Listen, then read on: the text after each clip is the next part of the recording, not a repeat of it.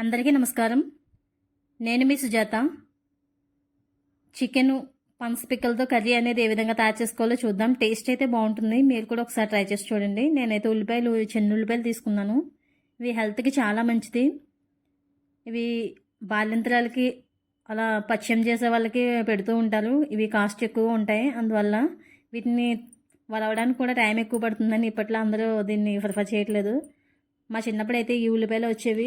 వీటితోనే మా అమ్మగారు కర్రీ అది ఉండేవారు. పెద్ద ఉల్లిపాయలు అయితే అప్పట్లో హోటల్స్లోనే వాడేవారు. ఇప్పుడు అందరూ కూడా పెద్ద ఉల్లిపాయలు ఇంట్లో వాడుతున్నారు. కానీ ఇవైతే చాలా మంచిది హెల్త్కి. మీరు కూడా ఇంట్లో వాడండి. ముందుగా ఈ కర్రీ తయారు చేయడానికి ఒక 1/2 kg చికెన్ ఎత్తి తీసుకుని ఇలా కొద్దిగా ఆయిల్ వేసి పసుపు వేసి మగ్గబెట్టేసాను నేను, సాల్ట్ వేసి కొద్దిగా. ఇప్పుడు ఉల్లిపాయలు అయితే ఇలా సన్నగా కట్ చేసుకున్నాను. ఒక ఉల్లిపాయని 2 ముక్కల కింద కట్ చేస్తే సరిపోతుంది. అంత ఈజీగా అయిపోతుంది.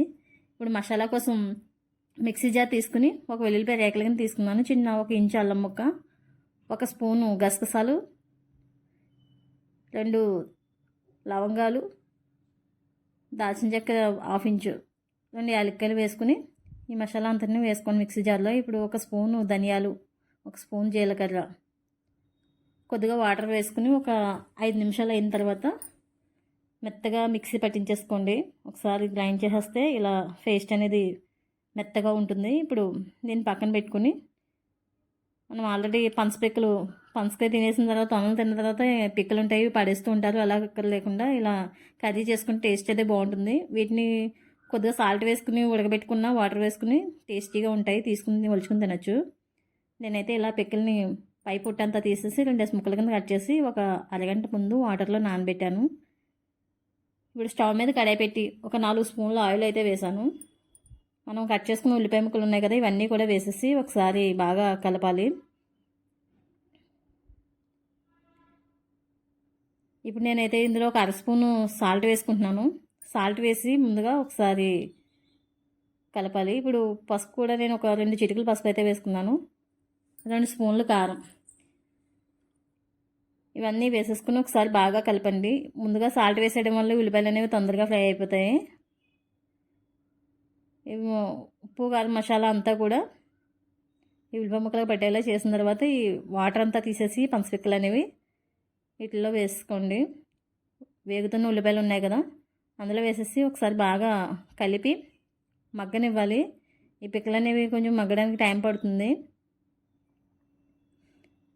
మనం అరగంట ముందు నానబెట్టుకోవడం వల్ల తొందరగా మగ్గుతాయి ఇవి. ఈ విధంగా ఒకసారి మసాలా ఉప్పు కారం అంతా కూడా బాగా పట్టేలాగా వీటిని బాగా వేపాలి. ఇప్పుడు మూత పెట్టి ఒక 10 నిమిషాల తర్వాత చూస్తే ఇలా బాగా మగ్గాయి.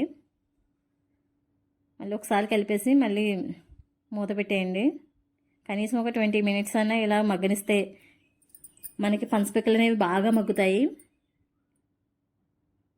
అంటే పనసపిక్కలు బాగా మగ్గితేనే మనకి టేస్ట్ అనేది బాగుంటుంది.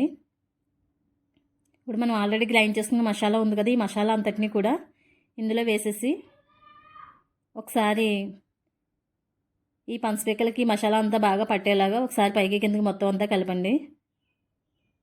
ఇప్పుడు మనం ఆల్రెడీ వేపుకున్న చికెన్ ఉంది కదా, నేనైతే కొద్దిగా లైట్గా 2 చిటికల పసుపు, కొద్దిగా సాల్ట్ లైట్గా, అంటే ఒక 2 చిటికలు సాల్ట్ అనుకోండి వేసి 1 స్పూన్ ఆయిల్ వేసి ఈ చికెన్ అనేది బాగా మగ్గనిచ్చాను. ఇదంతా కూడా ఇందులో వేసేసి ఒక 10 నిమిషాలు బాగా మగ్గనివ్వాలి. ఇలా మగ్గిన తర్వాత ఒకసారి తీసుకుని మొత్తం అంతా కలుపుకోండి. అంటే చికెన్ అనేది బాగా సాఫ్ట్గా రావాలంటే మనం ఎక్కువసేపు మగ్గనివ్వాలి. అంటే 10 నిమిషాలకి కలుపుతూ ఉండాలంటే అడుగు మామిడి అనేది పట్టకుండా మనం జాగ్రత్తగా కలుపుతూ ఉండాలి. ఇప్పుడు నేను ఆల్రెడీ వేగిపోయింది కదా, ఇది మొత్తం ఈ పనసపిక్కలు చికెన్ అంతా కూడా బాగా మగ్గిన తర్వాత ఒక గ్లాస్ వాటర్ అయితే తీసుకున్నాను నేను. అంటే ఒక 1/2 లీటర్ వాటర్ వేసి ఇలా మూత పెట్టేయండి. ఒకసారి కలిపేసి, పనసపిక్కలు అనేవి హెల్త్కి మంచిది, టేస్ట్ కూడా బాగుంటుంది. ఈ కాంబినేషన్ అయితే సూపర్గా ఉంటుంది. అంటే చికెన్లోనే కాదు మటన్లో కూడా వేసుకోవచ్చు, విడిగా కూడా వండుకోవచ్చు. మనం కర్రీ ఏది లేనప్పుడు పనసపిక్కలు ఒకటి ఉంటే ఇగురు కింద వండుకోండి. టేస్ట్ అయితే సూపర్గా ఉంటుంది. Thank you for watching. Next మీకు ఏ రెసిపీ కావాలో కామెంట్ చేయండి. ఈ వీడియో నచ్చితే లైక్ చేయండి. Please subscribe my channel. Thank you.